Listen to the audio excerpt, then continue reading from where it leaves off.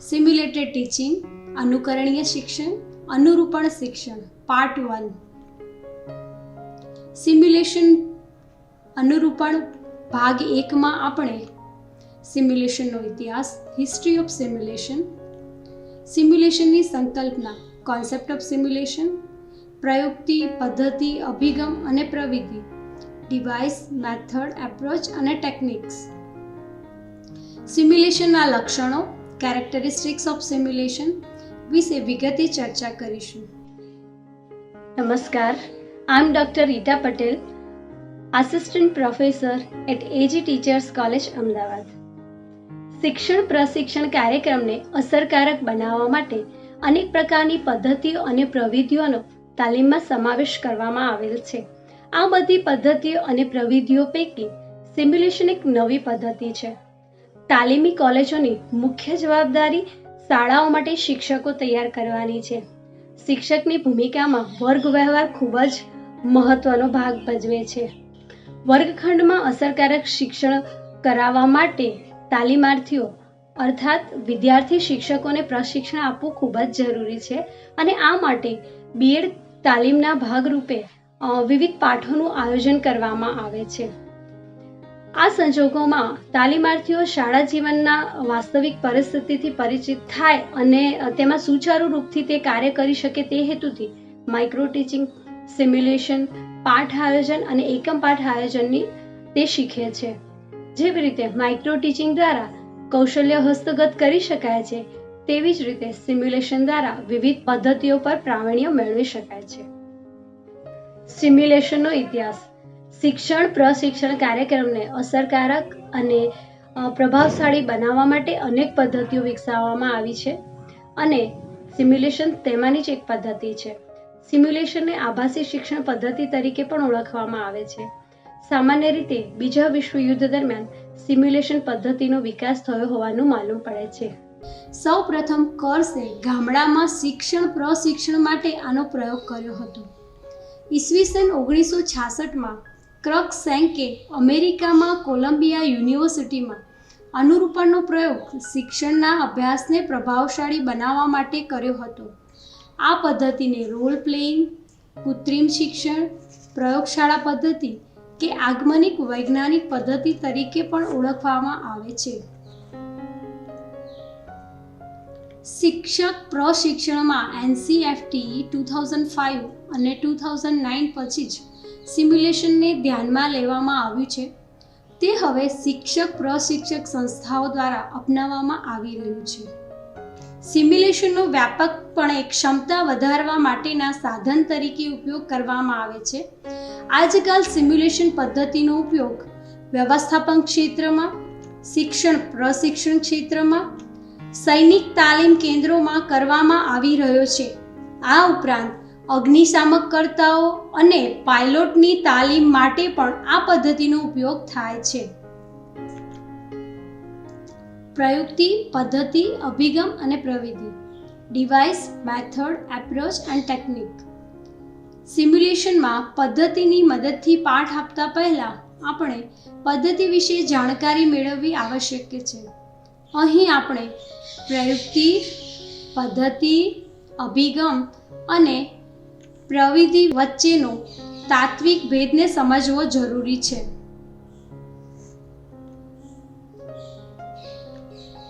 શા માટે શીખવું તે ધ્યેય કે હેતુઓ દ્વારા નક્કી થાય છે. શું શીખવાનું તે અભ્યાસક્રમ, પાઠ્યક્રમ કે વિષયવસ્તુ દ્વારા નક્કી થાય છે. કેવી રીતે શીખવાનું તે પદ્ધતિ દ્વારા નક્કી થાય છે.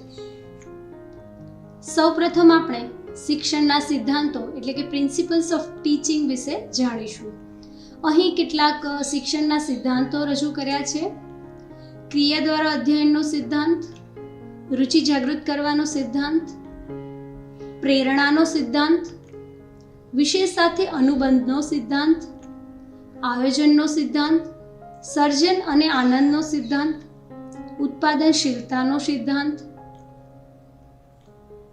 નિદાનાત્મક ઉપચારાત્મક શિક્ષણનો સિદ્ધાંત, વ્યક્તિગત તફાવતો સંતોષવાનો સિદ્ધાંત, લોકશાહીયુક્ત વર્ગ વ્યવહારનો સિદ્ધાંત, અભ્યાસક્રમ વિભાજનનો સિદ્ધાંત, પુનરાવર્તનનો સિદ્ધાંત, ક્ષમતા કેન્દ્રી શિક્ષણનો સિદ્ધાંત. ત્યારબાદ અધ્યાપનના સૂત્રો મેક્સિમ્સ ઓફ ટીચિંગ વિશે જાણીશું. જ્ઞાત પરથી અજ્ઞાત તરફ, સરળ પરથી કઠિન તરફ, મૂર્ત પરથી અમૂર્ત તરફ, વિશિષ્ટ પરથી સામાન્ય તરફ, મનોવૈજ્ઞાનિક પરથી તાર્કિક તરફ, અનુભવ સિદ્ધ પરથી બુદ્ધિગમ્ય તરફ, સમગ્ર પરથી અંશ તરફ, પૃથ્થકરણથી સંયોગીકરણ તરફ. પ્રયુક્તિ અર્થાત વિશિષ્ટ યુક્તિ કે કરામત. પ્રયુક્તિ એટલે વિષય શીખવાની કરામત. પ્રયુક્તિ એ શિક્ષણની સફળતાના ઉપાયો છે. પ્રયુક્તિ શિક્ષકની જ્ઞાન વિતરણની શક્તિ સાથે સંબંધ ધરાવે છે. Device is a method which is used to produce a desired effect. Cambridge Dictionary. અહીં કેટલીક પ્રયુક્તિઓ જણાવવામાં આવેલી છે. પ્રશ્નોત્તરી, સ્પષ્ટીકરણ, ઉદાહરણ, ઉત્તેજના પરિવર્તન, પ્રશ્ન ઊંડાણ, કાપા કાર્ય, નાટ્યકરણ, નિદર્શન વગેરે. મેથડ ઓફ ટીચિંગ અધ્યયન માટેની પદ્ધતિ.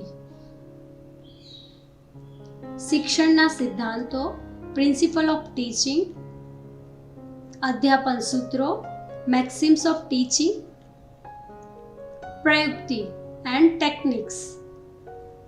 આ ત્રણેયના મિશ્રણથી પદ્ધતિ બને છે. અર્થાત શિક્ષણના સિદ્ધાંતો વત્તા અધ્યાપન સૂત્રો વત્તા પ્રયુક્તિ બરાબર પદ્ધતિ. Method particular way of doing something. પાઠના વિશિષ્ટ હેતુઓને સિદ્ધ કરવા માટે યોગ્ય રીતે અને ક્રમિક રીતે પૂરા પાડવામાં આવતા શૈક્ષણિક અનુભવોની શ્રેણી એટલે અધ્યાપન પદ્ધતિ.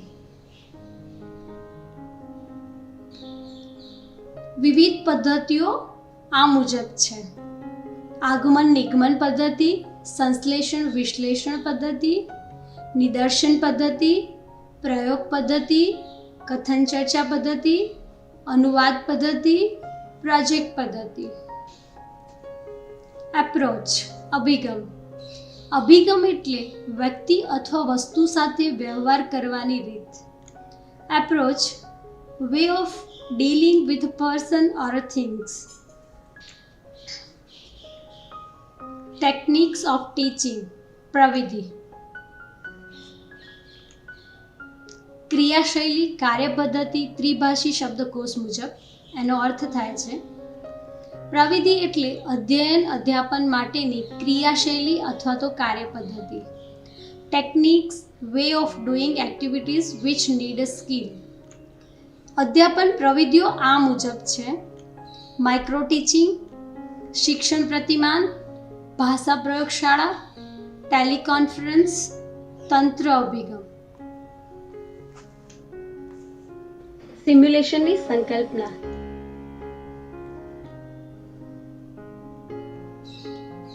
સિમ્યુલેશનનો વાસ્તવિક અર્થ રોલ પ્લે, નકલ કરવી તે થાય છે.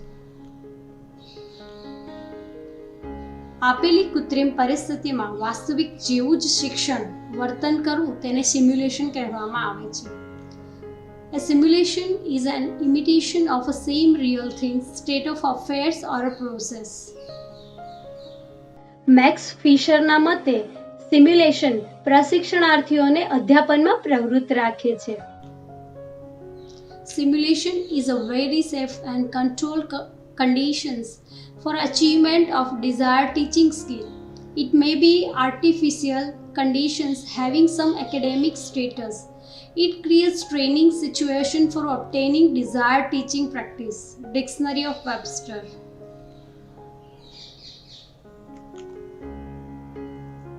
સિમ્યુલેશન શિક્ષણમાં એવી વાસ્તવિક પરિસ્થિતિઓનું કૃત્રિમ આયોજન કરવાનું છે કે તેમાં ભાગ લેનાર પોતાના વર્તમાન અને ભવિષ્યના કાર્ય સંબંધિત સમસ્યાનું નિરાકરણ કે અનુભવ પ્રાપ્ત કરી શકે. ક્રંકશેન્ક. According to Fink, simulation is the control representation of reality. Simulated teaching તાલીમની એવી પદ્ધતિ છે કે જેમાં તાલીમાર્થી કોઈ વર્ગના વિદ્યાર્થી તરીકે ભૂમિકા ભજવે છે, એક તાલીમાર્થી શિક્ષકની ભૂમિકા ભજવે છે, જ્યારે એક કે બે તાલીમાર્થીઓ નિરીક્ષકની ભૂમિકા ભજવે છે અને તેઓ ભેગા મળીને કોઈ એક વિશિષ્ટ કૌશલ્યમાં મહારત હાંસિલ કરવા માટે કૃત્રિમ પરિસ્થિતિમાં પોતાના પ્રયત્નો આદરે છે. કુલ શ્રેષ્ઠ. સિમ્યુલેશનના લક્ષણો. સિમ્યુલેશન અસરકારક શિક્ષકો તૈયાર કરવા માટેની તાલીમ આપવાની એક પદ્ધતિ છે. સિમ્યુલેશનના લક્ષણો આ મુજબ છે. સિમ્યુલેશન એ કોઈ વાસ્તવિક પરિસ્થિતિનું આભાસી પ્રતિબિંબ છે. આપેલી કૃત્રિમ પરિસ્થિતિમાં વાસ્તવિક શિક્ષણની જટિલતા ઘટાડે છે, જેમ કે એક સમયે એક જ પદ્ધતિનો અભ્યાસ, પાઠની પદ્ધતિ માટે યોગ્ય એકમની પસંદગી, વર્ગની સંખ્યા 10 થી 15 વિદ્યાર્થીઓ, પાઠ માટેની સમયમર્યાદા 20 મિનિટ. સિમ્યુલેશનમાં તાલીમાર્થી પોતાની વિષય પદ્ધતિ અનુસાર નક્કી કરેલા જૂથમાં કોઈ ચોક્કસ પદ્ધતિને ધ્યાનમાં રાખી પાઠ આપવાનો પ્રયત્ન કરે છે. આ એક વ્યક્તિગત તાલીમ આપવાની પદ્ધતિ છે જેમાં પદ્ધતિ પર પ્રભુત્વ મેળવવામાં આવે છે. શિક્ષક પ્રશિક્ષકને સિમ્યુલેશન પાઠ પૂર્ણ કર્યા પછી તરત જ પ્રતિભાવ પ્રતિપોષણ આપવામાં આવે છે. સિમ્યુલેશનમાં દરેક તાલીમાર્થી શિક્ષક, વિદ્યાર્થી અને નિરીક્ષક તરીકેની ભૂમિકા ભજવે છે. સિમ્યુલેશન માઇક્રો ટીચિંગ અને સ્ટ્રે લેસનને જોડતી કડી બને છે. સિમ્યુલેશન પાઠમાં વિવિધ પદ્ધતિઓ પર પ્રભુત્વ મેળવવા માટે આભાસી પરિસ્થિતિ ઊભી કરવામાં આવે છે, જેમાં શિક્ષક, વિદ્યાર્થીઓ અને વાતાવરણ કાલ્પનિક હોય છે. સિમ્યુલેશન પાઠમાં minimization of content and maximization of teaching method display સિદ્ધાંતને અનુસરવાનું હોય છે. Thank you.